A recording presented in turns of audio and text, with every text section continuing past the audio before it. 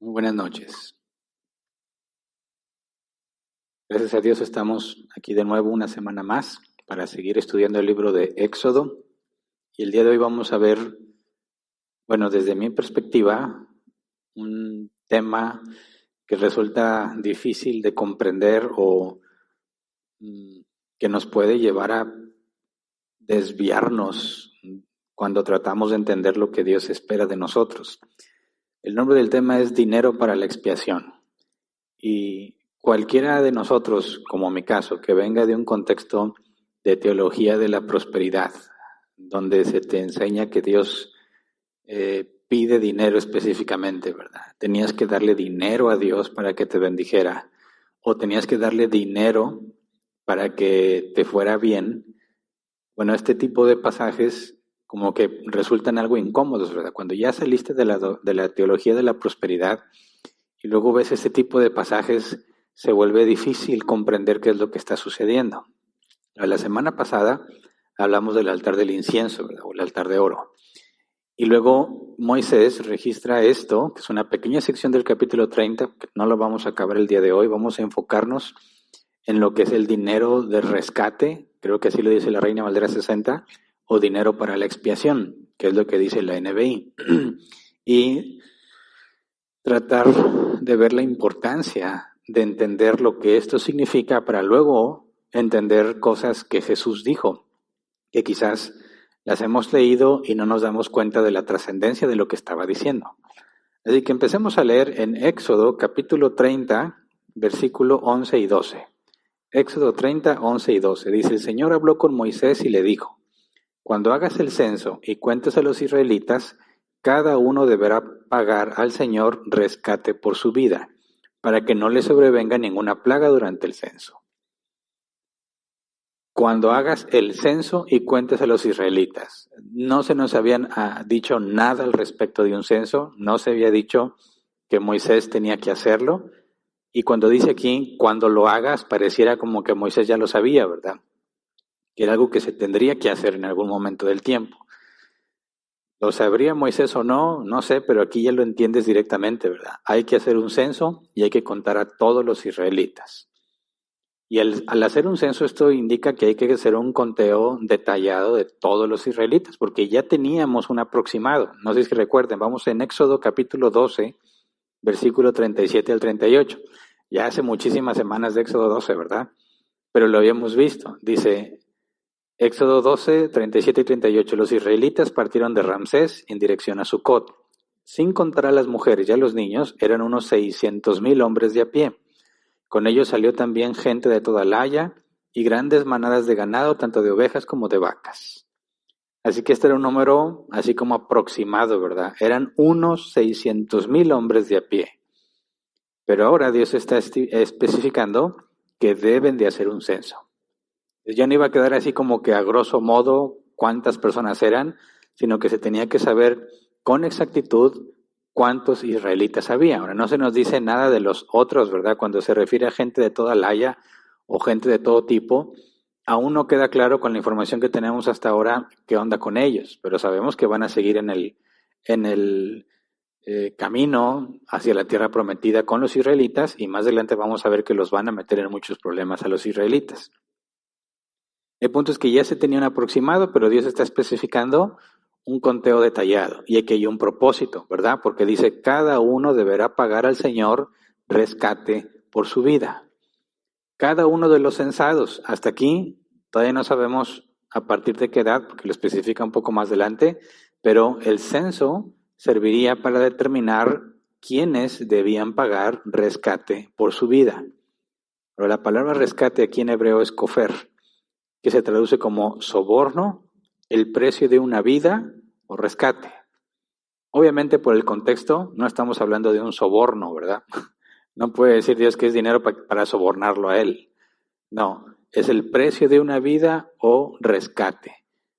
Si lo vemos en los términos de la esclavitud, cuando alguien tenía que pagar por el precio de un esclavo, tenía que pagar 30 monedas de plata. Era un precio por ser el dueño de esa persona, o sea, era el precio de su vida.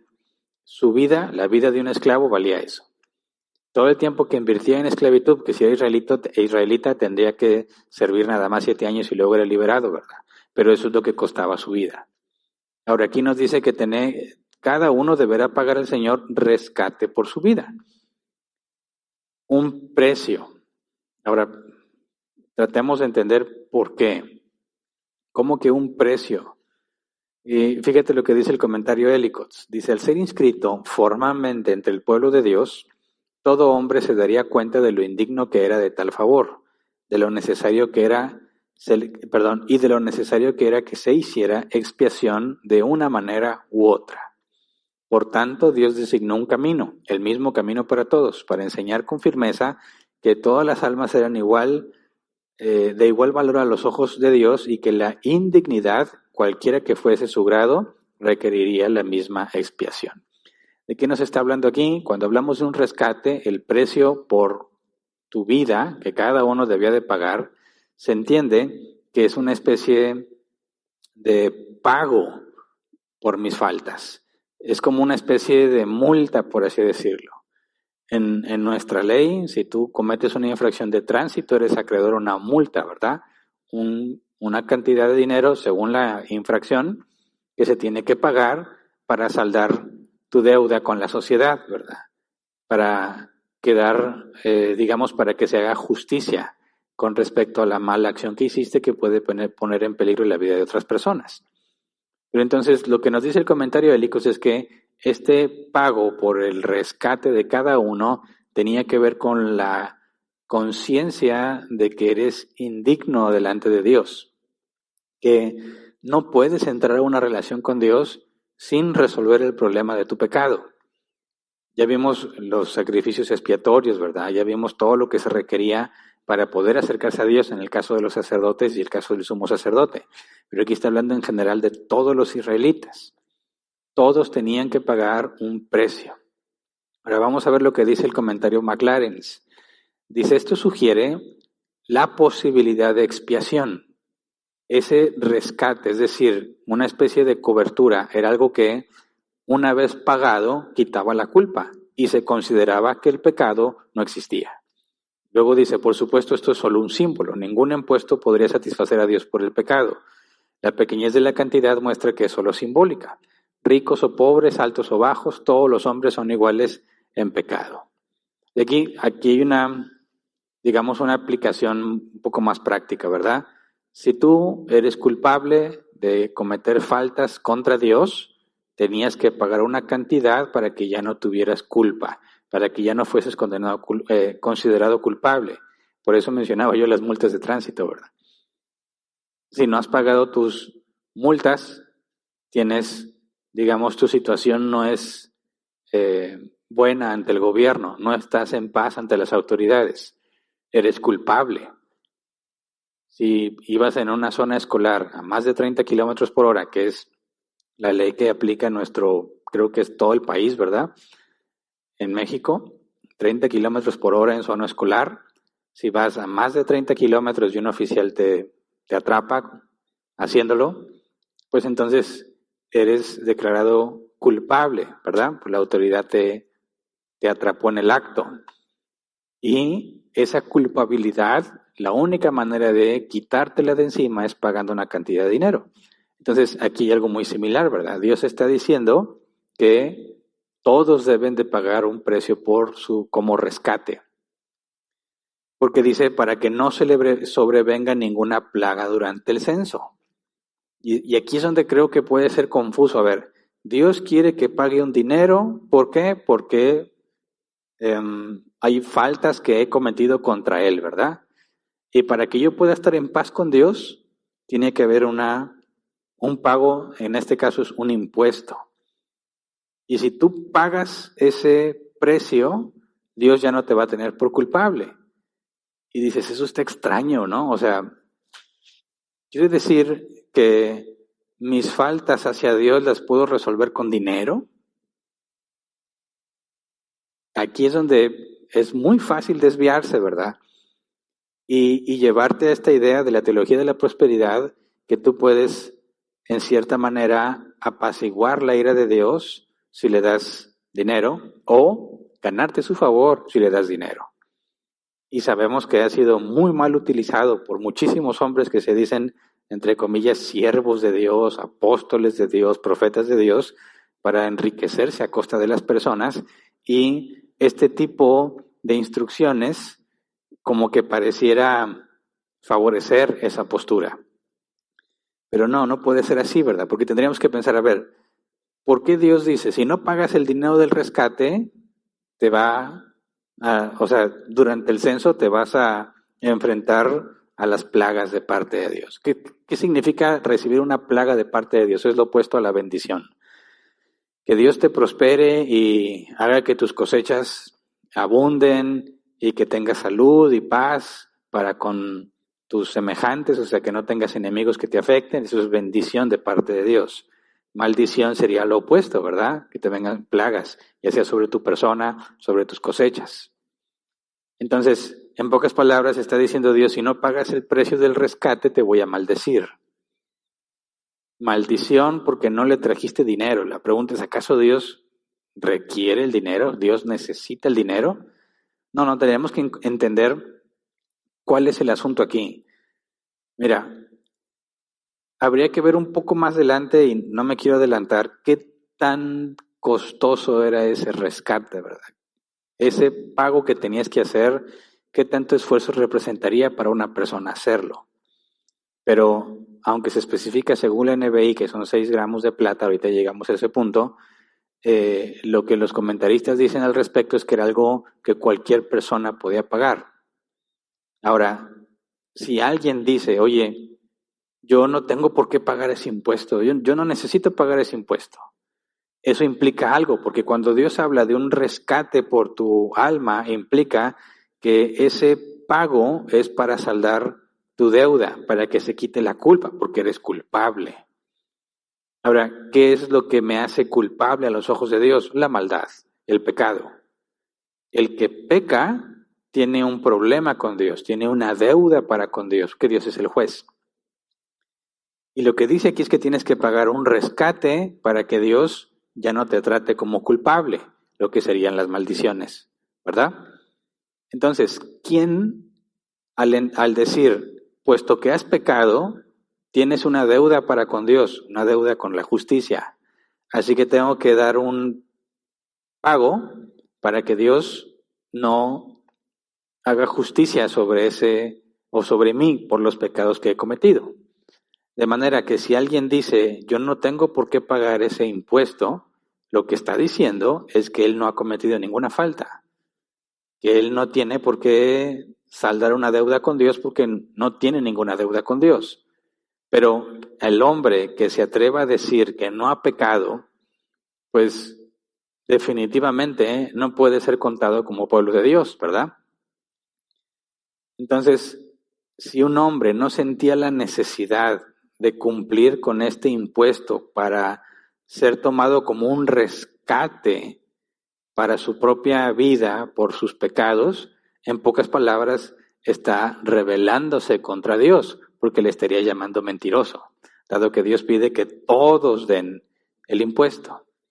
Entonces, el hecho de que Dios diga que si no pagas te sobrevendrá alguna plaga, no tiene que ver en sí con el dinero, sino con la manera en que te percibes a ti mismo ante Dios.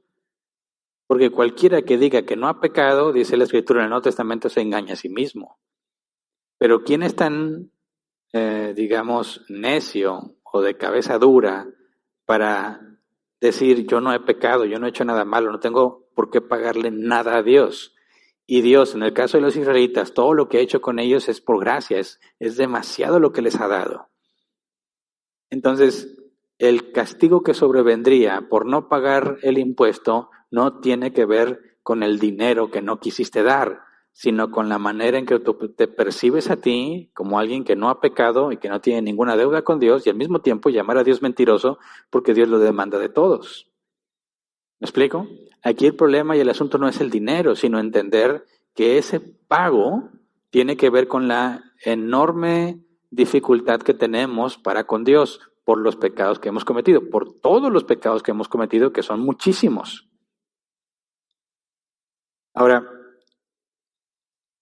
Bueno, avancemos para poder tener un poco más de información y tratar de entender un poco más a profundidad antes de ir a las palabras de Jesús.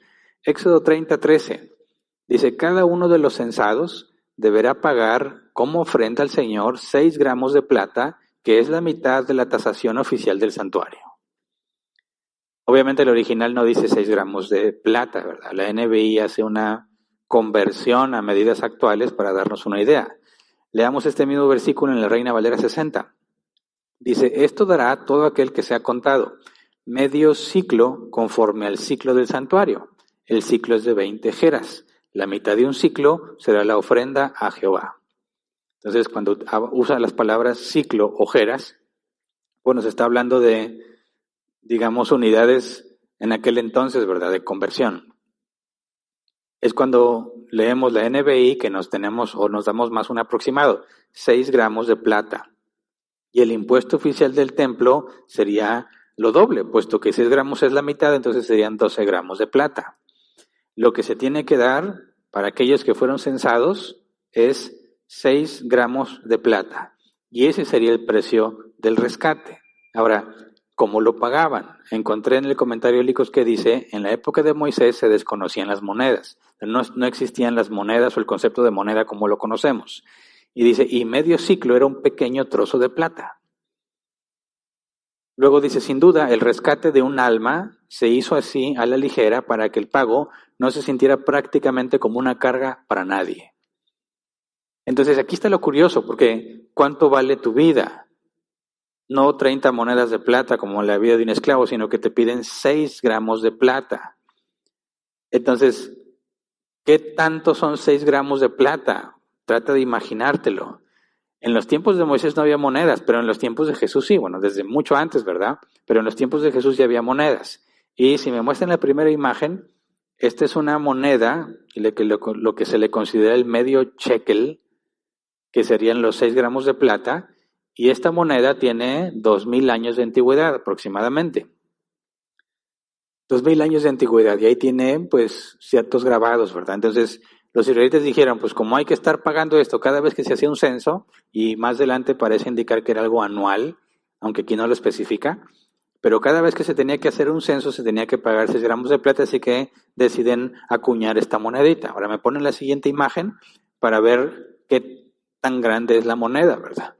Y pues es una moneda pequeñita, muy pequeñita. Bueno, ahí depende mucho del tamaño de la mano, ¿verdad? No todos estamos igual de manones, pero es una moneda pequeñita. Ahora, entonces piensa, Dios dice, tienes que pagar un precio por tu culpa. Para que yo no te trate como culpable y te maldiga, tienes que pagarme esa monedita o el equivalente a una piedrita, en aquel entonces un pedacito que pesara 6 gramos. Es algo muy mínimo, que para nada representa realmente el valor de un alma. Así que Dios no está poniendo énfasis en la cantidad de dinero que debes de tener, sino que todos, sin excepción, den esa cantidad de plata, que era pues el equivalente a dinero en aquel entonces, ¿verdad?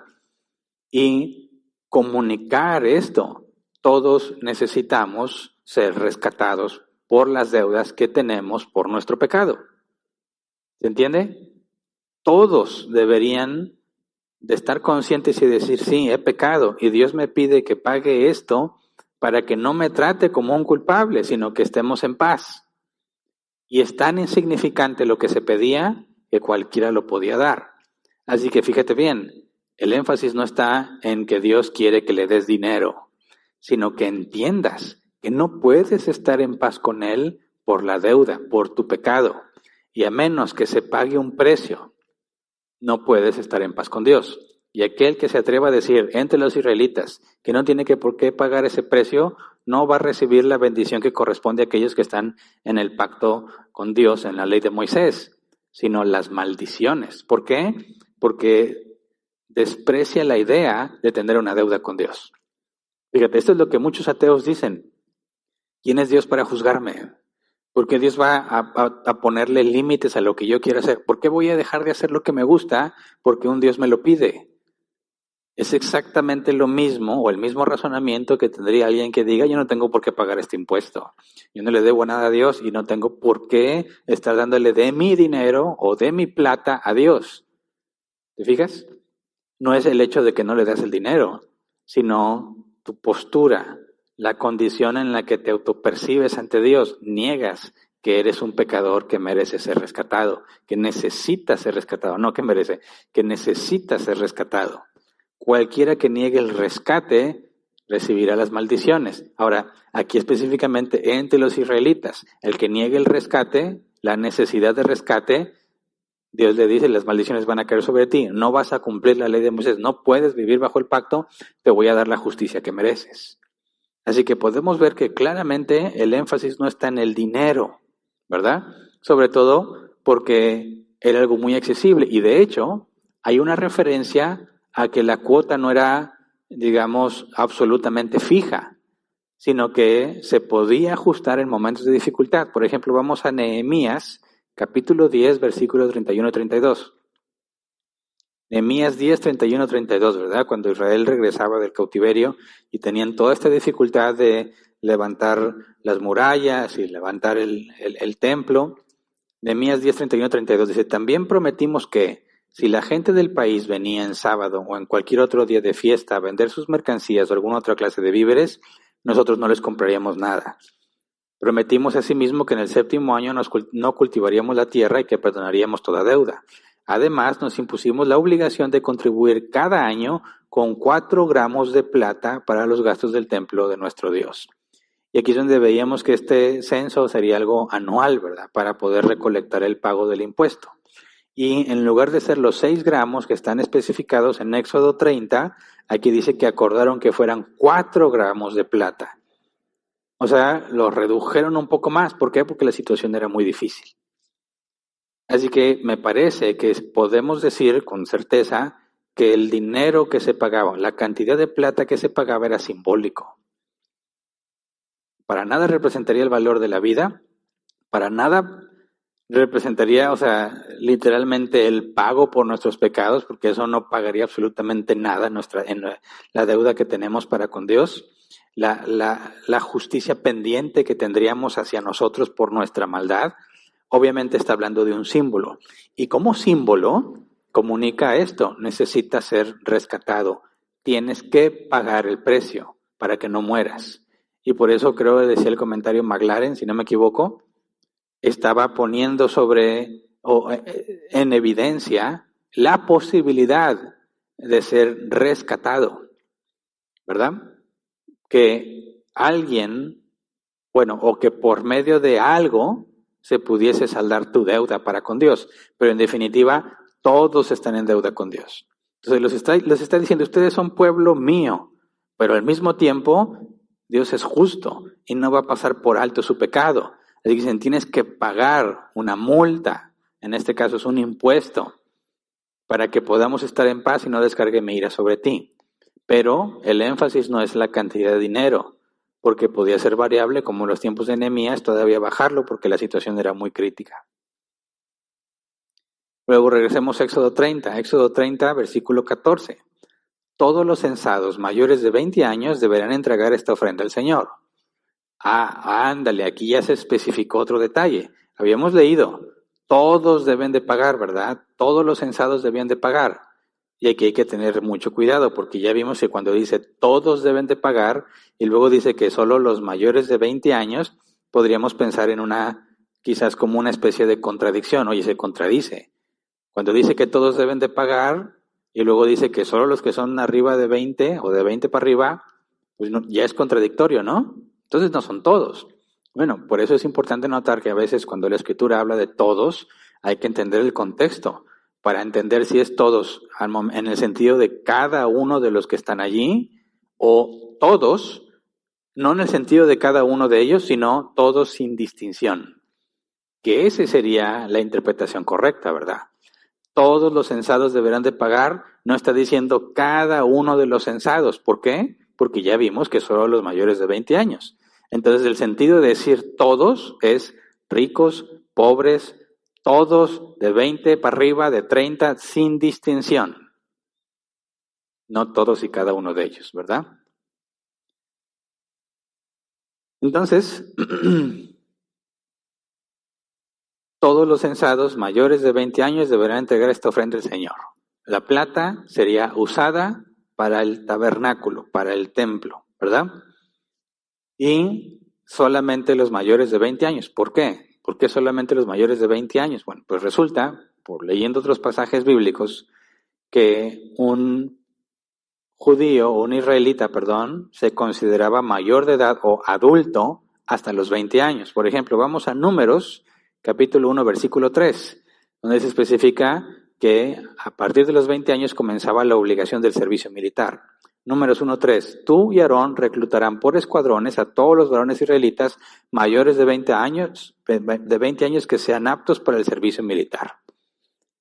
Es el concepto de mayoría de edad, ¿verdad? Que en México son 18 años. Tengo entendido que en Estados Unidos es a los 21 años. Y ya no sé cuál es la edad mínima en otros países. No me he puesto a investigar, sería interesante. Pero bueno, en el caso de los israelitas, te considerabas mayor de edad o adulto a partir de los 20 años. Entonces, entrabas a la adultez con el compromiso de reconocer que necesitaba ser rescatado por Dios y pagar la monedita, o en el caso de los israelitas, pagar los 6 gramos de plata. También a los 20 años, los levitas iniciaban su servicio en el templo. Vamos a Esdras capítulo 3, versículo 8. Esdras 3:8 dice, Zorobabel, hijo de Salatiel, y Jesúa, hijo de Josadac, junto con el resto de sus parientes, que eran sacerdotes, y con los levitas, y con todos los que habían regresado del cautiverio, comenzaron la reconstrucción del templo en el mes segundo del segundo año de haber llegado a Jerusalén. A los levitas mayores de 20 años les encomendaron la tarea de supervisar las obras del templo del Señor. Levitas mayores de 20 años entraban en servicio. Entonces, ahí entendemos, Dios está diciendo, a partir de 20 años, cada individuo se hace responsable por sí mismo, reconociendo que tiene pecado y que tiene que ser rescatado si es que quiere ser considerado pueblo de Dios. Para poder ser considerado pueblo de Dios, tenías que reconocer que tenías que ser rescatado de tus propios pecados. Así que no hay referencia solamente a dinero, sino a la convicción de pecado de cada uno de ellos, ¿verdad? Regresemos a Éxodo 30, 15.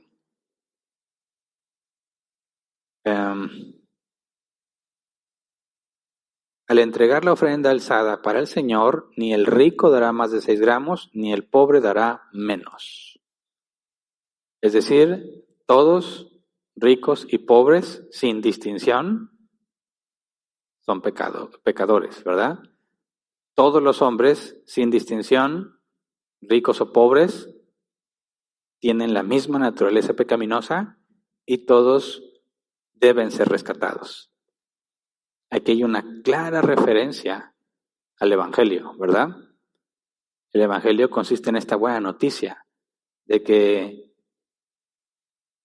Jesús juzgará a todos y te va a declarar culpable porque eres pecador, pero si te humillas ante Él y te arrepientes de tus pecados, Él considerará tu deuda saldada, porque ya no tienes que pagar tú un precio, sino que Cristo pagó el precio. Entonces vemos claramente que el concepto de esta ofrenda, este impuesto, no ofrenda, este impuesto, tiene que ver con la manera de librar tu alma del juicio divino, ¿verdad?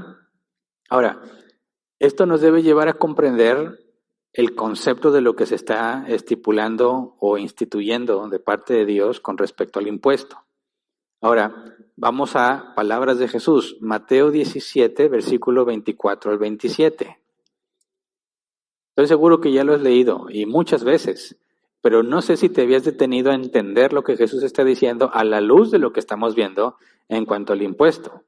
Mateo 17, versículo 24 al 27, dice, cuando Jesús y sus discípulos llegaron a Capernaum, los que cobraban el impuesto del templo se acercaron a Pedro y le preguntaron, ¿su maestro no paga el impuesto del templo? Sí lo paga, respondió Pedro. Al entrar Pedro en la casa, se adelantó a Jesús a preguntarle, ¿tú qué opinas, Simón? ¿Los reyes de la tierra, a quiénes cobran tributos o impuestos, a los suyos o a los demás? A los demás contestó Pedro. Entonces los suyos están exentos, le dijo Jesús.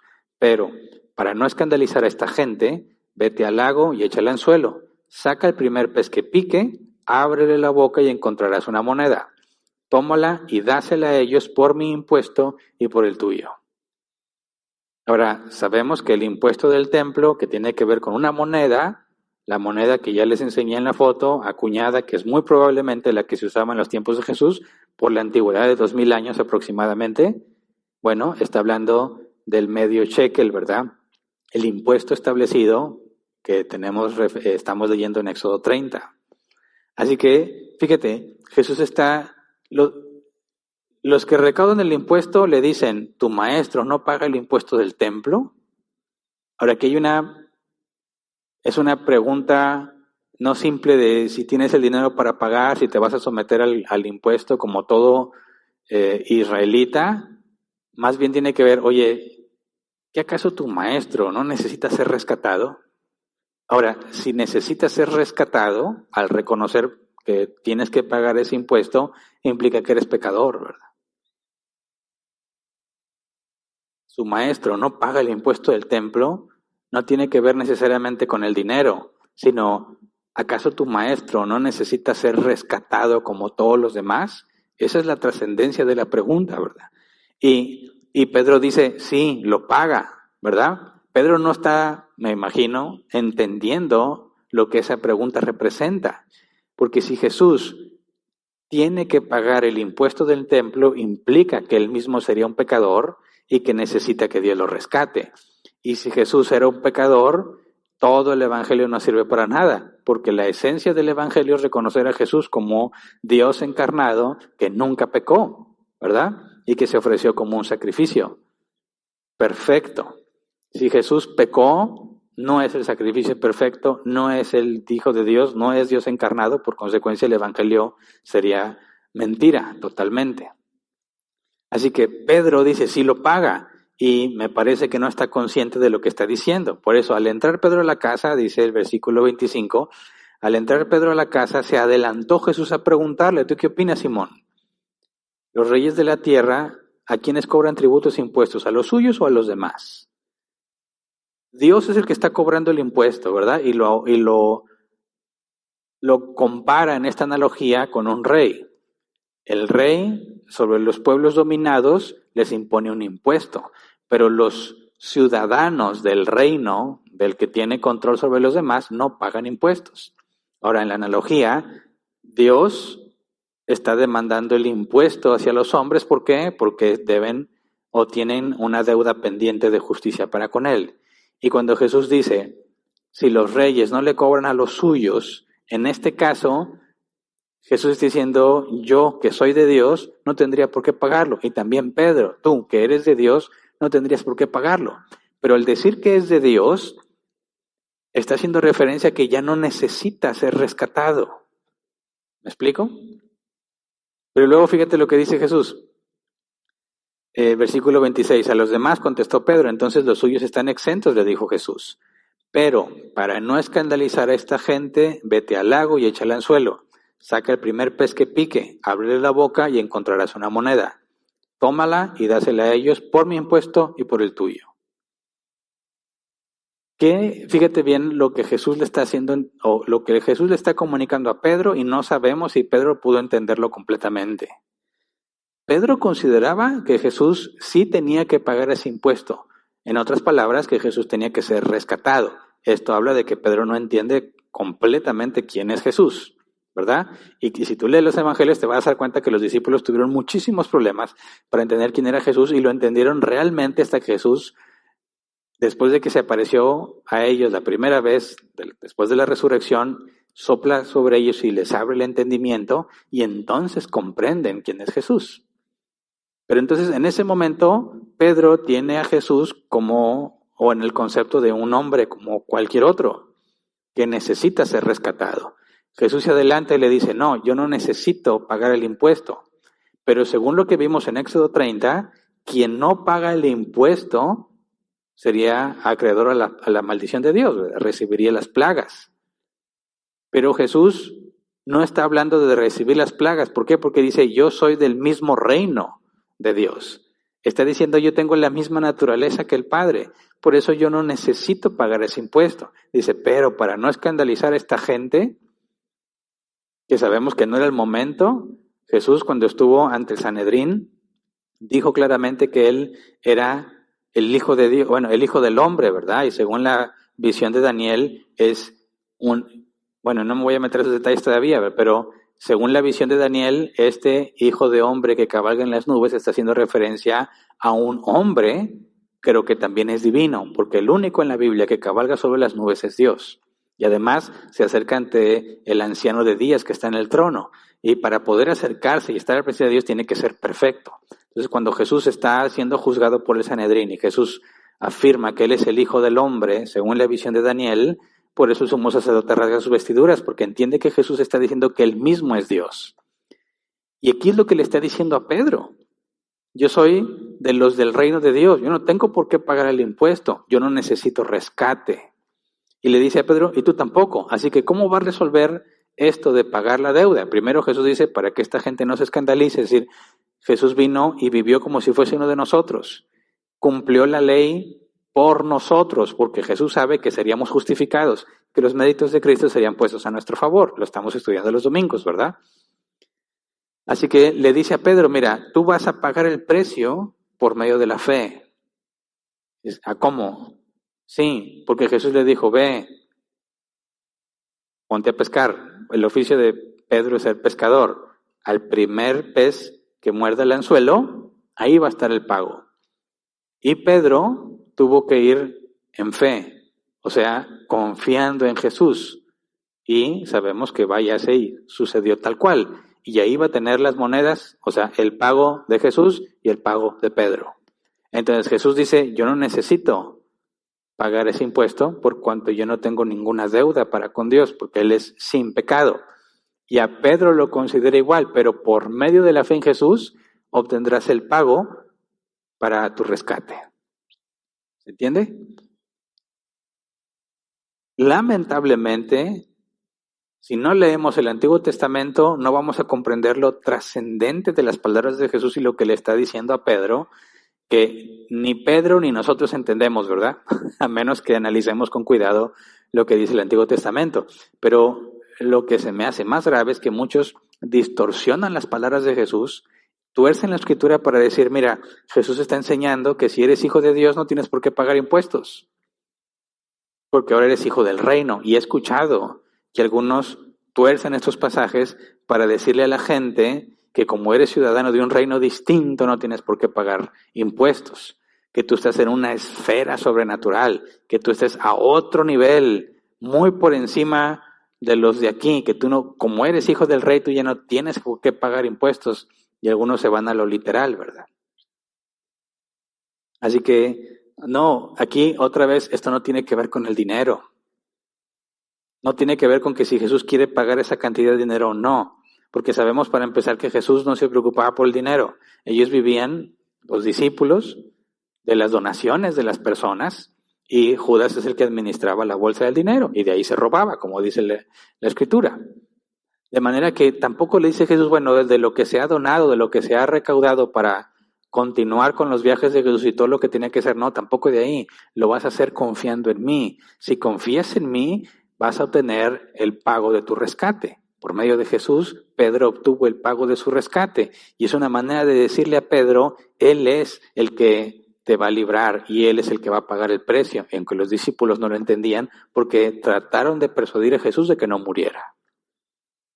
Así que hay muchísima información en las palabras de Jesús, sobre todo la afirmación de que Él no tiene por qué pagar rescate.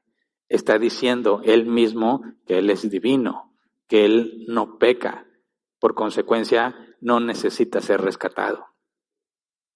Así que es triste ver que si vemos Éxodo 30 y vemos que ahí dice, ahí hay dinero, y si le das dinero te vas a librar de las plagas, dices, no, estás torciendo la Escritura.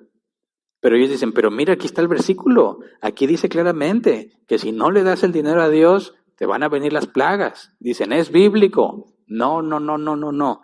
Estás leyendo un versículo y luego lo sacas de su contexto y lo aplicas según tu conveniencia. Leer un pasaje para concluir algo que no tiene que ver con el contexto, eso no es ser bíblico. Y he visto que muchos lo hacen y se justifican así. Aquí está el pasaje, lo estoy leyendo, es bíblico. No, cuando decimos que debe ser bíblico, no implica nada más que leas el pasaje, sino que lo interpretes correctamente, en su contexto, entendiendo lo que la Biblia dice al respecto.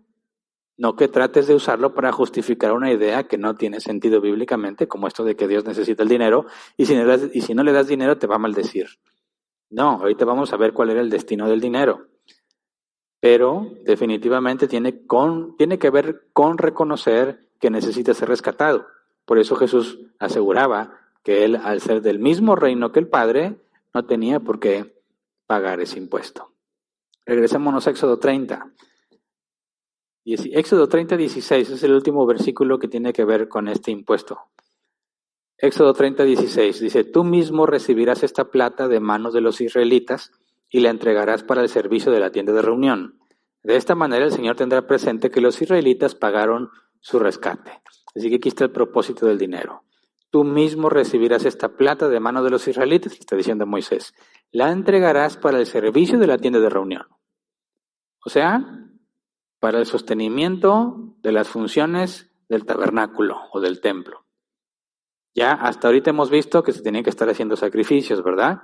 Y se tenía que estar manteniendo las lámparas encendidas. Se tenía que estar proveyendo de incienso constantemente, ¿verdad? Entonces eso iba a implicar en gastos. Lo que Dios está diciendo es que todo ese impuesto que es para el rescate no es como algo que le das a Dios, no, lo usas para poder seguir oficiando todo lo que Dios te pidió y poder estar en paz con Él. No es para Dios el dinero, es para que ellos mismos puedan estar en paz con Dios por medio de los servicios que se ofrecían en el templo, en el tabernáculo.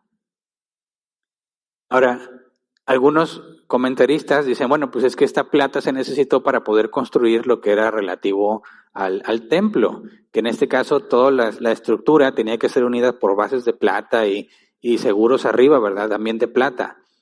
Pero no era este impuesto no era o no sería usado para la construcción de estos instrumentos para mantener el tabernáculo en su lugar. Y lo podemos probar. En Éxodo 25, versículo 3 al 7, se describe la ofrenda que se tenía que dar para construir el tabernáculo y ya estaba solicitada la plata. Éxodo 25, 3 al 7 dice, como ofrenda se les aceptará lo siguiente: oro, plata, bronce, lana teñida de púrpura, carmesí y escarlata, lino fino, pelo de cabra, pieles de carnero teñidas de rojo, etcétera, etcétera. Pero ya mencionamos la plata, ¿verdad? La plata era algo que se iba a donar. Ahora, si la plata que se recogiera del impuesto para el templo, el impuesto del rescate, ¿verdad? O el costo del rescate, era para el servicio, no para la construcción.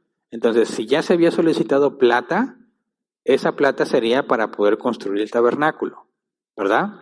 Y de hecho, pues si vamos a Éxodo 40, 17, nos dice el día en el que se instaló el tabernáculo. Éxodo 40, 17, fue así como el santuario se instaló el día primero del mes primero del año segundo. Fíjate bien, día primero del mes primero del año segundo, primer día del año. Ahora vamos a Números, capítulo 1, versículo 17 al 19.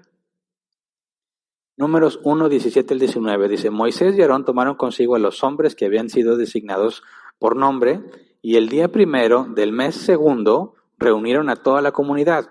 Uno por uno fueron empadronados por clanes y por familias patriarcales. De este modo quedaron anotados los nombres de todos los varones mayores de 20 años, tal como el Señor se lo había mandado a Moisés. Este censo lo hizo Moisés en el desierto de Sinaí. Bueno, y aquí nos da otra información. No fueron censados los niños, ¿verdad? Solo los mayores de 20 años, israelitas. Probablemente toda la gente de otros pueblos que venía con ellos no estaba incluida en el censo. Pero fíjate, el censo se hizo el día primero del mes segundo, ¿verdad? El día primero del mes segundo. Y el tabernáculo o el santuario se instaló el día primero del mes primero. Entonces, se instaló el santuario, un mes después se hizo el censo. La plata que se recaudó no podía ser usada para crear el santuario porque el santuario ya estaba instalado. ¿Para qué era esa plata? Para el sostenimiento. de los servicios del templo. Y es algo muy parecido a lo que hacemos en Árbol Plantado, ¿verdad? Este dinero que se recolectaba como un impuesto, bueno, nosotros lo pedimos como una ofrenda, ¿verdad?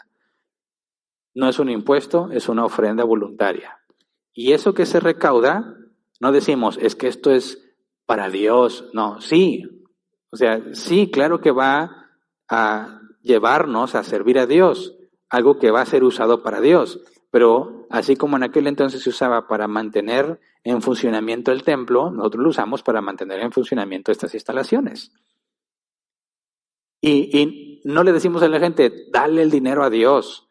Claro que va a ser para Dios, porque seguimos usando, o el dinero se utiliza para seguir en funciones aquí en la iglesia, ¿verdad? Para mantener esto funcionando, porque se requiere dinero, que es beneficio para nosotros mismos y que nos va a llevar a hacer lo que agrada a Dios. Así que aquí hay otro error que se comete muy frecuentemente con aquellos de la teología de la prosperidad, porque le dicen a la gente que el dinero se lo están dando directamente a Dios. Este dinero es para Dios y Dios ve qué tanto le das y Dios se fija si te duele o no te duele. A mí me acuerdo que me enseñaban, si le vas a dar una ofrenda a Dios te tiene que doler. Si no te duele, Dios no la acepta. Y siempre te meten en la cabeza estas ofrendas para Dios, es para Dios, y hacen que quites de la vista qué se hace con ese dinero. Llegas al punto en que decías, mira, es para Dios y ya, como Dios quiera usarlo. Y obviamente te distraen de lo que realmente está pasando, porque yo lo vi claramente y lo escuché de ellos mismos.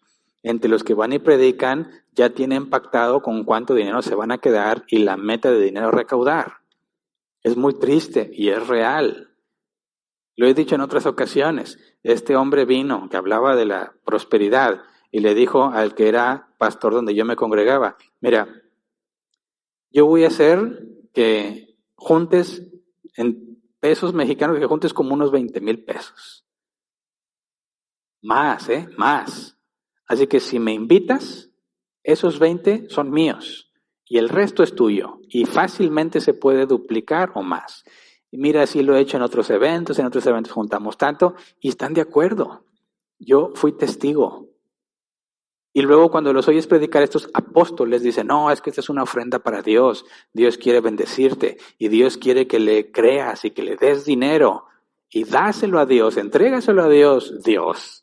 Ellos ya tienen ahí su acuerdo, esos 20,000 pesos son míos, el resto es tuyo. Y si te genera, o sea, si tienes buen negocio, vuélveme a invitar. Él decía, tenía mi cuota asegurada, sus 20,000 pesos los tiene seguros por ir a decirle a la gente que le den su dinero a Dios para que Dios los bendiga a ellos. Pero ellos no lo hacen, ellos no le dan el dinero a Dios para que los bendigan. Tú se los das a ellos y ellos ya se sienten bendecidos. El que tiene que esperar bendición eres tú. Es un enorme y descarado fraude. Por eso quiero hacer énfasis aquí, el dinero, Dios no está diciendo este dinero es para mí, no. Es una cuota mínima, significativa, simbólica, que tiene que ver con que reconozcas que tienes que ser rescatado por Dios. Porque Dios es justo, ¿verdad? No puede pasar por alto el pecado. No puede decir, bueno, ya no pasa nada, ok, te voy a tratar como si no hubieras pecado, no, porque eso sería injusto. Tiene que haber un precio. Pero el precio, obviamente, esos 6 gramos de plata no es de ninguna manera algo significativo, es un símbolo nada más. Y eso se utilizaba para que siguiera operando el templo, que es en beneficio de ellos mismos. Y no lo esconde, sino que lo deja en claro. El reconocer que necesita ser rescatado va a servir para que los servicios, del templo sigan funcionando y podamos estar en paz. Ahora, obviamente hoy la iglesia no funciona para estar en paz con Dios, ¿verdad? Ahora, la iglesia funciona de esta manera para edificarnos unos a otros. Lo que dice el apóstol Pablo, de esta manera llegaremos a la estatura del varón perfecto, por medio de los ministerios, edificándonos unos a otros. Así que hay que ser claros como Dios es claro en este caso. Para los israelitas es algo obligatorio, para los cristianos es algo voluntario. El que quiera, ¿verdad? Pero tiene que llevar una conciencia muy similar. En el Antiguo Testamento es soy un pecador, necesito ser rescatado. Nosotros ya fuimos rescatados, ¿verdad? Ya no hay por qué tener ningún tipo de impuesto de ninguna manera, o sea, como porque nosotros ya fuimos rescatados y Jesús pagó el precio. Así que la conciencia que tenemos hoy es que esto es para que siga funcionando la iglesia, que podamos seguir reuniéndonos y edificándonos. Así que sí, en última instancia esto será algo usado para la gloria de Dios. Pero no es que se lo des a Dios para que Él te bendiga, es para que esto siga funcionando, ¿verdad? Y no es un impuesto, es voluntario. Entonces hay que entender cuál es la manera en que se debe de lidiar con los asuntos de dinero bíblicamente y no espiritualizar las cosas, engañando a las personas que de alguna manera Dios está diciendo, a ver, ¿qué tanto me diste? Entonces te voy a bendecir. No, eso es totalmente antibíblico, vergonzoso, descarado, cínico, que muchos hacen con tal impunidad que da coraje. No por el dinero, sino por lo que hacen con la gente, ¿verdad? El engaño. Eso provoca que haya muchas cabras locas en la iglesia. O sea, personas que no son ovejas de Cristo.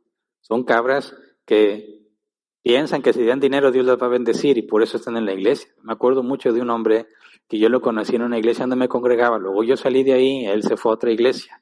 Poco de tiempo después me habló y me dijo, ahora necesito que me ayudes a entender qué está pasando y que me guíes en las cosas de Dios. Le digo, ¿a qué te refieres? No, es que mira, yo me fui a una iglesia donde dicen que todo me va a ir bien y no me va bien. Digo, en la iglesia en la que yo estaba hacían mucho énfasis en que tenías que darle dinero a Dios para que fueras prosperado. Bueno, él se fue a una donde tenía todavía un énfasis mayor y la duda de él era, mira, yo antes de ser cristiano traía mi cartera llena de billetes, siempre. Nuevas me hice cristiano y me empezó a ir bien mal. Ya me salí de esa iglesia porque nomás no funcionaba. Me fui a otra que supuestamente es mejor y me va peor. ¿Y cómo le hago para poder tener el dinero que tenía antes de meterme a la iglesia? Esa era su necesidad y quería que yo lo guiara en las cosas de Dios para saber cómo recuperar la prosperidad que tenía antes de ser cristiano. ¿Sabes qué? Ese no es un cristiano, ¿verdad?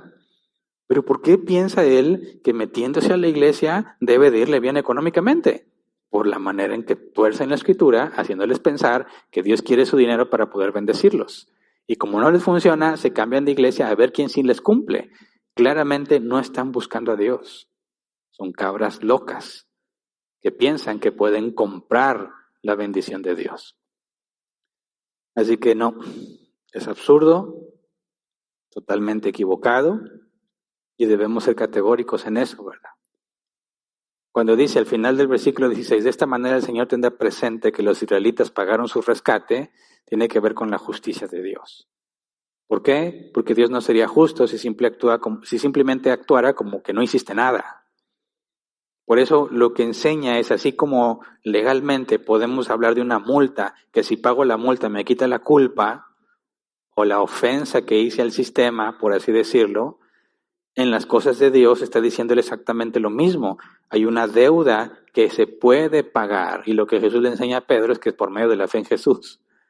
El precio será pagado, pero a ti no te va a costar. Como la moneda no le costó a Pedro, atrapó el pez y ahí venía la moneda, pero lo hizo porque creyó en lo que Jesús le dijo.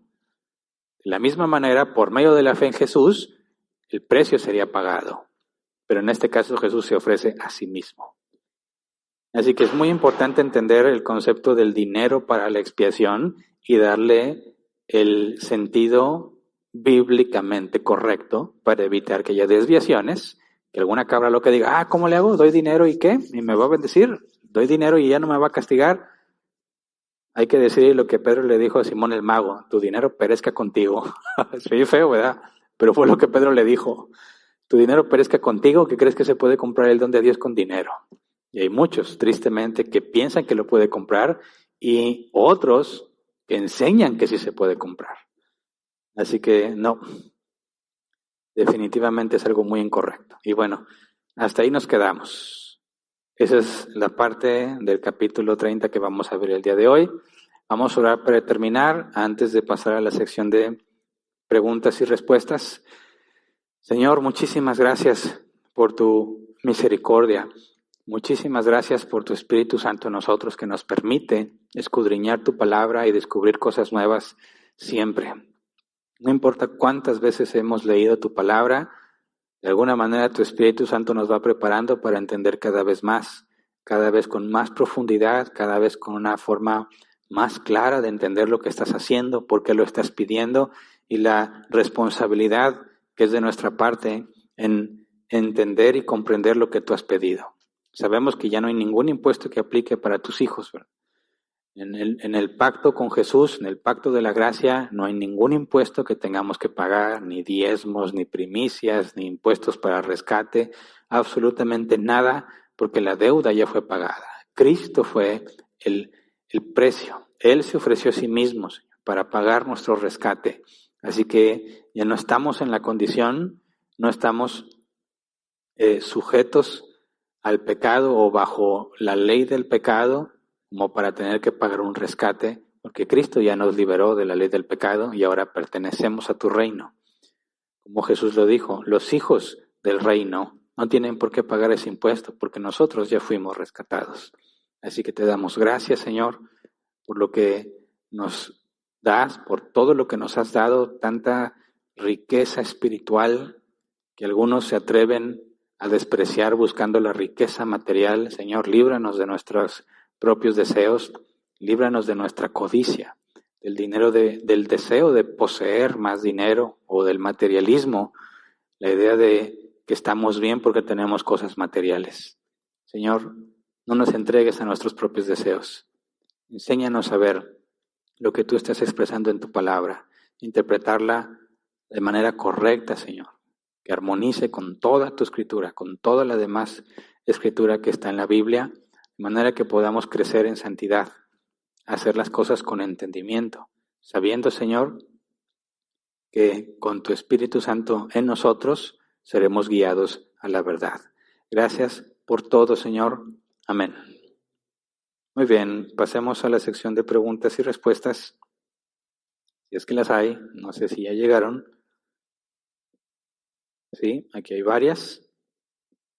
Primera pregunta, Karen Orozco, ¿es pecado dar ofrenda a quien va a predicar a una iglesia?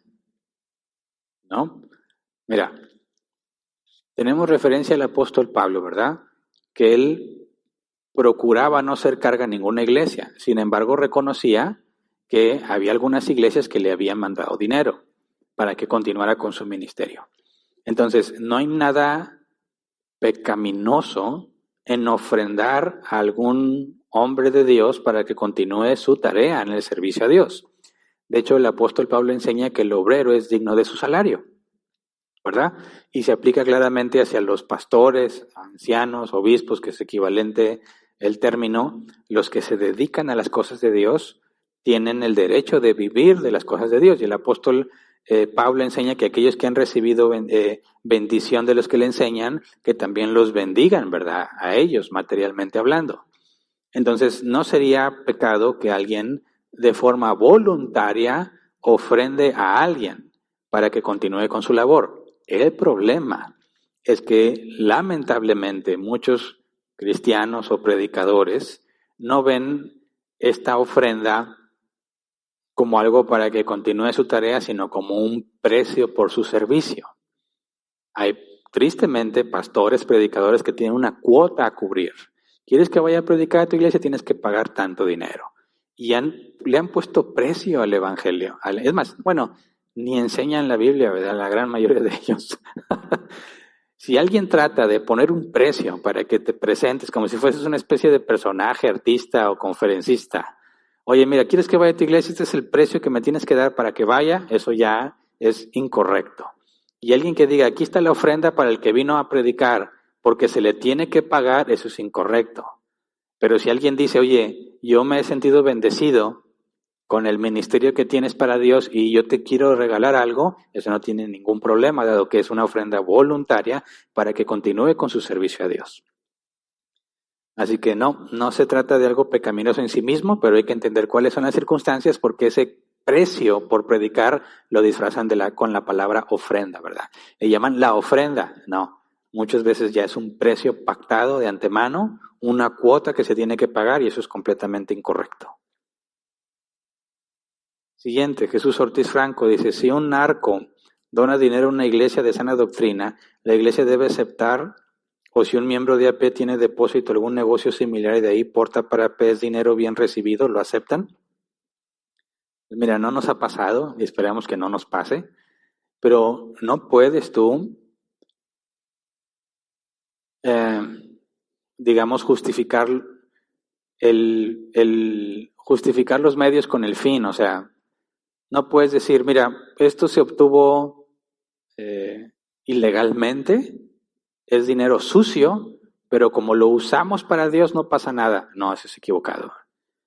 Si alguien tiene dinero sucio, por así llamarlo, narcotráfico, lavado de dinero de cualquier tipo, y pretende usarlo para las cosas de Dios, ese hombre que lo haga o mujer no entiende las cosas de Dios, ¿verdad?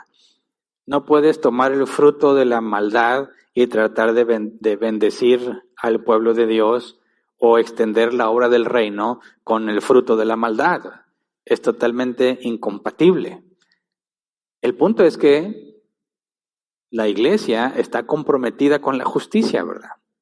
Y no puede aceptar cosas que sabe vienen de un negocio ilícito, ¿verdad? O dinero sucio.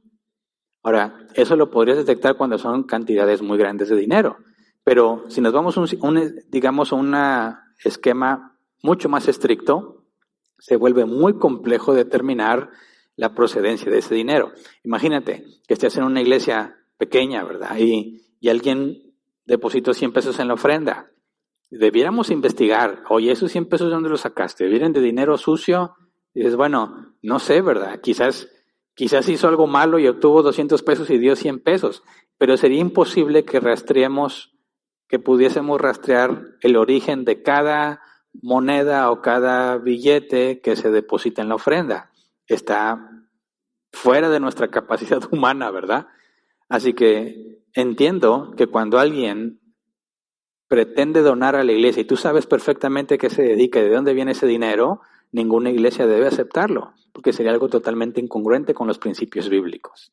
Pero eso no significa que debemos andar atrás de cada persona que deposita algo en la ofrenda para determinar si la procedencia de dinero es lícita o no, ¿verdad? Pero cuando alguien dice, aquí van, no sé, 100,000 pesos, dices, espérame a ver cómo está. Digo, qué bueno, ¿verdad? Gracias a Dios, pero hay que asegurarnos que eso sea legal, que eso sea legítimo, para no meternos después en problemas, meter en problemas a la iglesia y ensuciar el evangelio por no haber tomado medidas precautorias, ¿verdad? Así que se tiene que analizar puntualmente y hay que dejar en claro que no podemos rastrear cada peso que entra a las ofrendas porque está fuera o lejos de nuestro alcance y capacidad. Siguiente, dice Juan Villarreal, buenas noches. ¿Por qué castigó Dios a Israel? Porque David hizo un censo. A continuación está el versículo. Ah, sí, pero si te fijas, ese censo que hizo David lo hizo porque él quiso. Y tenía que ver por saber sus guerreros, ¿verdad? Cuántos hombres de guerra tenían. Y el contexto es muy diferente. El censo, el cual Dios permitió que Satanás incitara a David, tenía que ver con la confianza que David tendría en la cantidad de guerreros que tiene y no su confianza en Dios. El censo impuesto aquí, bueno, el censo para el impuesto del templo no tiene nada que ver con confiar en la fortaleza de los israelitas o en la capacidad bélica del pueblo. No, es un censo para determinar quién paga el impuesto y quién todavía no lo paga. En el contexto de David, el censo es para saber qué tanta fuerza de guerra tienen y sentirse seguros en esa fuerza. Por eso David pecó haciendo ese censo y este censo para determinar el impuesto no es pecado. Siguiente, Gabriela dice, buenas noches pastor, ¿cómo poder decirle a mis hermanos en la fe con sustento bíblico que dando el diezmo no se les multiplicará aún más? Muchos congregantes de mi iglesia lo hacen porque Dios les da cuando diezman y el pastor ha dicho que así es. Ahora sé que los diezmos son su sueldo. Mira, hay varias formas. La primera sería la bíblica, ¿verdad? Llévalos a Hechos 15, donde se determina si los gentiles tenían que guardar la ley de Moisés. Y en la ley de Moisés está el diezmo. Y claramente ahí se especifica que no, excepto 3 cosas: abstenerse de los sacrificados a los ídolos, de carne de ahogado, y ya me acuerdo de la otra. Pero no tiene nada que ver con el diezmo. Claramente se especifica que nosotros no estamos bajo esa ley. Segundo, bíblicamente también, los diezmos eran para los levitas. Los levitas son los descendientes de Leví. Muchos cristianos les llaman levitas a los que tocan en la alabanza. Y eso no es nada correcto y no es bíblico. Levitas son los descendientes de Leví. Entonces, el diezmo era para los levitas, porque los levitas se dedicaban de lleno al servicio del templo y ellos no poseían tierra, no tenían propiedad como los demás israelitas tenían. ¿Esto qué implica? Que los israelitas ponían a trabajar su tierra y obtenían sustento, pero los levitas no podían hacer eso, porque se dedicaban a mantener el tabernáculo en funcionamiento. Así que Dios dijo, de todos los que tienen tierra, o sea, de todos los que tienen medio para obtener sustento, porque algunos eran negligentes y como que había pobres entre ellos, ¿verdad? Pero los que sí podían tener un medio, es decir, que si trabajaban la tierra para tener un sustento, tenían que dar la 10ª parte para los levitas, para que ellos continuaran con su labor de servicio de templo que beneficia a todos los demás. Entonces, cuando hoy en día un pastor dice que debes entregar los diezmos, habría que preguntarle, ¿cómo se los vas a hacer llegar a los levitas? Para empezar, ¿dónde están? Número 1. Número 2, ya no hay templo. Ni siquiera los judíos diezman. Ni siquiera los judíos diezman. ¿Por qué? Porque el diezmo era el impuesto para que los israelitas, levitas, descendientes de Leví, pudieran dedicarse a servir en el templo. No hay templo, no hay necesidad de que los levitas sirvan en el templo. Pueden trabajar por sí mismos, por consecuencia el diezmo y si es necesario. Cualquier pastor que diga que tienes que traer los diezmos tendría que demostrar que hay un templo en funcionamiento y que los levitas no trabajan por mantener funcionando ese templo y que por consecuencia se les debe dar el impuesto. Y sobre todo que eres de Israel y vives bajo la ley de Moisés, ¿verdad? Cosa que definitivamente no aplica. Y la última, y sería la práctica. Si realmente es una ley que si le diezmas a Dios te va a ir bien, haz un censo y checa a todos los que están diezmando, ¿quién puede decir, Dios abrió las ventanas de los cielos y derramó bendición hasta que sobreabunde en mi casa? Te vas a dar cuenta que unos pocos van a decir, yo creo que estoy bien y Dios me ha bendecido con el diezmo. Y otros que tienen mucho menos, también te van a decir, me ha bendecido con el diezmo, pero vas a ver que nunca vas a poder determinar exactamente qué es eso, abrir las ventanas de los cielos y derramar bendición hasta que sobreabunde, porque todos tienen muchas necesidades. Así que no hay forma de sostener ni bíblicamente ni en la práctica el principio del diezmo entre nosotros los cristianos hoy en día. Siguiente, César Pérez, ¿cómo podemos entender lo que pasó con José y su hermano? ¿No fue fruto de la maldad? José y sus hermanos. O sea, que lo vendieron como esclavo.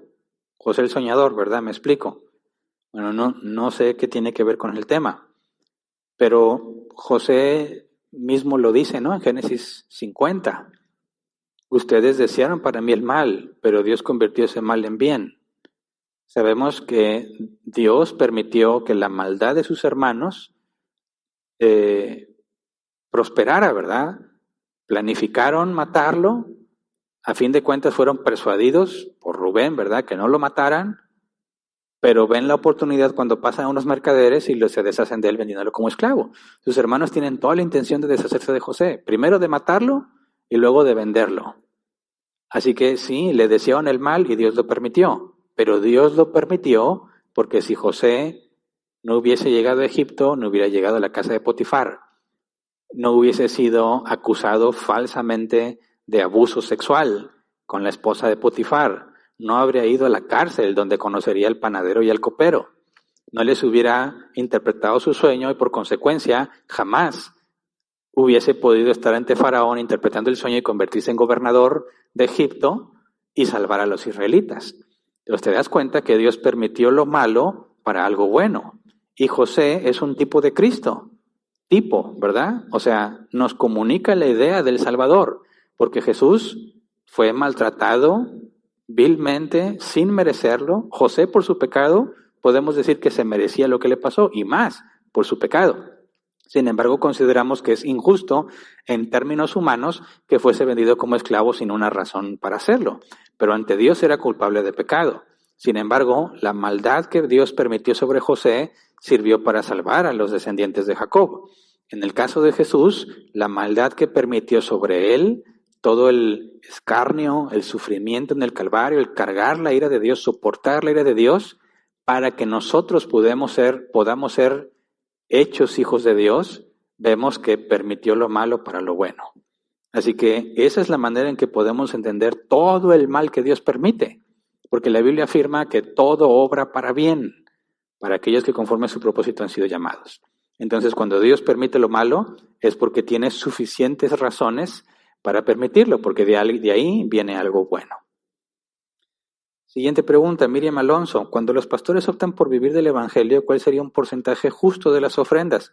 ¿O simplemente él puede decidir libremente lo que toma? No, mira, cuando hablamos del sueldo de un anciano, de un pastor, no es algo que él va a definir por sí mismo, porque ya lo hemos estudiado cuando vimos doctrina de la iglesia, que la asamblea y los ancianos comparten autoridad, ¿verdad? Decisiones trascendentales trascendentales para la congregación no puede ser decidida solamente por un anciano o solamente por los ancianos. Tiene que estar también la asamblea involucrada, como en cuestión de disciplina. Para la expulsión es algo donde la asamblea tiene que estar involucrada. Ahora, ¿cuánto debe de ganar un pastor? No se especifica, pero no hay nada en la Escritura que indique que debe de haber un porcentaje.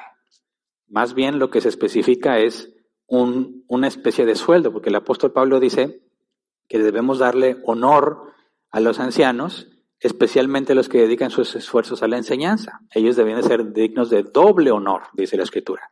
Y ahí la palabra honor se traduce como un pago. Entonces, se les daba un pago y a los que se dedicaban a la enseñanza, doble pago. O sea, hablamos de un sueldo. Se tiene que determinar el sueldo de un anciano y obviamente va a ser variable dependiendo de la situación de ese anciano, ¿verdad? Si era como Pablo, un hombre que se valía por sí mismo, sin esposa y sin hijos, no debería ser la misma cantidad de pago o sueldo como aquel que tenga esposa e hijos, ¿verdad? Porque las necesidades son diferentes. Entonces, no hay un patrón estricto de cómo determinar el pago, pero en ninguna manera lo define él mismo ni como un porcentaje de las ganancias, o como he visto que algunos hacen, dicen todo lo que entra a la iglesia es mío y lo que se requiera para pagar los gastos yo lo pago. No, eso es otro grave error. Al momento que se nos habla de dar honor y doble honor, entendemos que tiene que haber una especie de sueldo y que los que se dedican a la enseñanza se les debe de pagar más como una motivación para por lo que implica su trabajo, pero tiene que estar en acuerdo los ancianos y la asamblea en cuanto a ese pago. Siguiente. Henry Hernández, Pastor Hernández, si un pastor enseña que debemos diezmar en lugar de ofrendar, según hayamos provisto nuestro corazón, ¿cómo se enseñó en el Nuevo Testamento? ¿Se considera falsa doctrina? Bueno, ya lo expliqué, ¿verdad? Sí, es incorrecto. Al momento en que hable de un impuesto del 10%, como el diezmo, y que vaya al Antiguo Testamento a citar las promesas del diezmo, o decirte ladrón porque no ha diezmado, tienes que ver que la simple hermenéutica desecha por completo esa doctrina. ¿Por qué? Porque está hablando de los israelitas, los que viven bajo la ley de Moisés, los que se están beneficiando del servicio en el templo y donde los levitas se dedican exclusivamente a servir en el templo. No estamos para nada en esa situación. Por eso, repito, ni siquiera los judíos diezman. Así que es una falsa doctrina. Ahora, existe esto, que alguien pueda decir, bueno, en esta iglesia, los miembros de la iglesia hemos acordado en conjunto ofrendar la 10ª parte de nuestros ingresos, por voluntad propia. Pero todos nos pusimos de acuerdo, es un ejemplo, no que quien árbol plantado. A quien árbol plantado la ofrenda es voluntaria, cada quien da y si no quiere no da. Pero obviamente si eres miembro de la iglesia entiendes el compromiso de dar para que esto siga funcionando. Pero cualquiera que trate de imponer un diezmo ya no es doctrina bíblica. Hay iglesias que tengo entendido son de buena doctrina y tienen diezmos, pero no es el diezmo de la ley de Moisés, sino que como mutuo acuerdo consideran que todo aquel que sea parte de la iglesia acepta voluntariamente contribuir con el 10% de sus ingresos, de manera que hacen proporcional. Nadie da más ni menos según lo que tiene, pero eso es un acuerdo entre ellos, nunca bajo condición de promesas bíblicas del Antiguo Testamento. Si tú decides dar el diezmo hablando de un 10% de tus ingresos como una ofrenda a Dios voluntaria, eres libre para hacerlo y no es pecado. Pero tú dices, no, voy a echar el diezmo al alfolí para que pueda probar a Dios que abrirá las ventanas de los cielos, eso ya no es bíblico porque no aplica para ti. Siguiente, Jesús Ortiz Franco, se supone que los que se unieron a los israelitas formaron parte del pueblo de Dios, porque ellos no pagaban los que se llamaban extranjeros. Pues que mira, la Biblia hace distinción entre extranjeros e israelitas, y la Biblia muchas veces menciona al extranjero que habita junto contigo, y no se les imponían las mismas cosas. ¿Por qué? Porque podía ser que hubiese extranjeros viviendo entre ellos que no sirvieran al Dios de Israel, porque aquel extranjero que pretendiera servir al Dios de Israel sería un prosélito, ¿verdad? Es la palabra bíblica, sería un convertido a Israel. Por ejemplo, Rahab la ramera, ¿verdad? Ella fue hecha parte del pueblo de Dios, de manera que dejó de ser una extranjera, ahora era una israelita, y de ahí viene el rey David, y de ahí viene Jesús. También Ruth la moabita. Ruth la moabita dejó de ser moabita cuando es integrada al pueblo de Dios al desposarse con Boz, ¿verdad? Y ya es parte del pueblo de Dios. Sin embargo, también había extranjeros morando con los israelitas y la Biblia hace esa distinción. Cualquiera que se convirtiera al Dios de Israel tendría que observar las prácticas de la ley, ¿verdad? Pero no cualquiera que viviera entre Israel tenía que observarlas. Entonces, sí, ahí viene la distinción. Y es todo, ¿verdad? Ok, ya no hay más preguntas. Y bueno, hasta aquí nos quedamos entonces. Si Dios quiere, nos vemos este próximo sábado. Recuerden, es a las 5 p.m. El día de mañana se activa nuestra aplicación en internet. A partir de las 8 de la mañana puedes registrar tu asistencia. Les recuerdo, el sistema está programado para dar 10 minutos de gracia. O sea, está bíblico, ¿verdad? El sistema va a dar 10 minutos de gracia para aquellos. ¿En qué consiste estos 10 minutos de gracia? Que el sistema, cuando alguien se quiere registrar, el sistema va a decir, a ver, tú viniste el sábado pasado, no te puedes registrar hasta que pasen 10 minutos. Esto implica que aquellos que se quieran registrar y que no vinieron el sábado pasado tienen 10 minutos de preferencia. Todos aquellos que el sábado pasado sí vinieron, no los va a dejar registrarse hasta las 8:10. Entonces tienen 10 minutos todos aquellos que no vinieron la semana pasada para poner su lugar con mucha más oportunidad. Pero exactamente a las 8:10 se acaba la gracia y ahora sí el sistema permite que cualquiera se registre sin importar que haya asistido el sábado pasado. Esos minutos de gracia los hacemos para tratar de ayudar a que aquellos que se esforzaron pero no fueron de dedo veloz o teclado veloz, según si estás en un dispositivo portal de una PC o laptop, bueno, tengas oportunidad la siguiente semana de tener prioridad para registrarte. ¿Ok? Si alguien está interesado en acompañarnos por primera vez, tiene que escribir a nuestra página en Facebook de Árbol Plantado y decir que quiere convenir para que te registremos en el sistema y puedas usar la aplicación. Si vienes sin estar en la aplicación, corres el riesgo de que si hay lugares agotados, no te vamos a permitir entrar. No porque seamos elitistas, sino porque tenemos la instrucción de no permitir más del 30% de la capacidad del auditorio. Así que debido a ese limitante en el aforo, tenemos que usar el registro. Por eso, si alguien dice, yo voy a ir aunque no me registré, pues puedes venir, pero eso no significa que vas a poder ingresar. Va a depender de que haya lugares disponibles. Si hay lugares disponibles, no hay problema. Aquí nuestros hermanos van a registrarte y van a activarte y separar tu lugar en línea si no lo hiciste, pero sí y solo sí hay lugares disponibles. Si llega alguien y dice, pues vine y no me registré y los lugares están agotados, con toda la pena del mundo te vamos a tener que negar la entrada para no quebrantar los límites del aforo y no ponernos en riesgo todos. ¿Ok? Es todo. Los sábados puedes ofrendar, ¿verdad? Materialmente, es decir, traer tu dinero aquí. Si se te complica, lo puedes hacer por medio de las cuentas bancarias que ya son conocidas de todos. Si te interesa hacerlo y eres de México o del extranjero, escríbenos Árbol Plantado y con gusto te damos la información. Ahora sí, muchas gracias a todos por estar aquí. Dios quiera, nos vemos el próximo sábado.